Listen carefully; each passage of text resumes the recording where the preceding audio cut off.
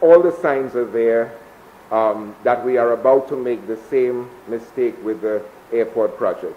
Madam President, airports are conspicuously fraught with cost overruns, long delays, corruption, all sorts of problems. But perhaps they are most famous for causing the downfalls of government. So let us be very careful as we tread into that project. And the examples are there.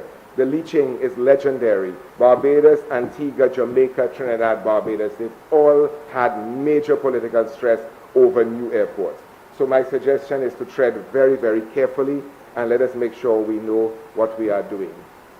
In water, very quickly, we are currently losing 56% of all water produced. That is more than half of the water we produce in the country is being lost, wasted, returned to Mother Nature, if you will. That cannot continue. And when you consider that we're in a drought situation, thank God the hotels are closed, or as many of us would not have gotten a shower this morning. I hope we did.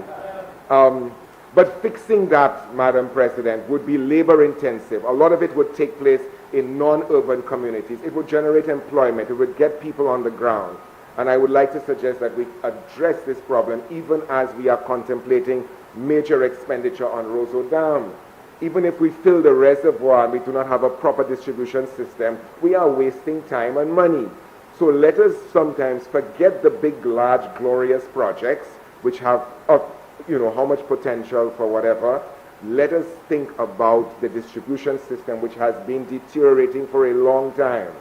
And at 56% line losses, that is way over any acceptable margin. Okay. PM, finding the resources, because dengue, it's another chronic situation that we have to manage as well. We heard the CMO, she spoke about what needs to be done on that medical front, but we know that the resources are needed as well. So again, we're trying to spread the resources as much as possible.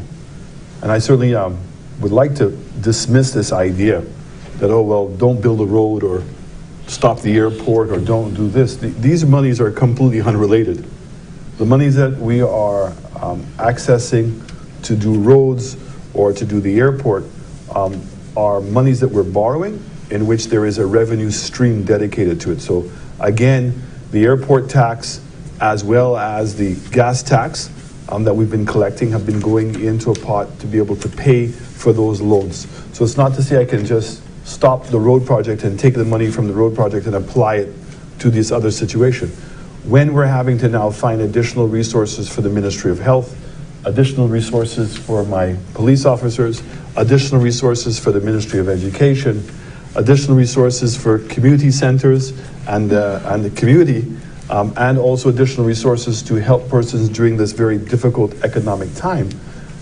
It's tough, and we're juggling and prioritizing them as best as we possibly can. Of that $1.8 billion in borrowing, you can see what COVID is actually costing us. COVID is nowhere near anything there, about $54 million that we're borrowing to actually deal with COVID response. And when I say COVID response, the direct income support, the agriculture, the seeds and fertilizers that we say we're going to be giving the farmers, that money, whatever other monies we need for supporting frontline workers, that's nowhere near the big numbers there. The big numbers, well, even roads, if we compare, $200 million, which we expect to borrow for roads. But look at that mammoth Hiwanora International Airport redevelopment, right?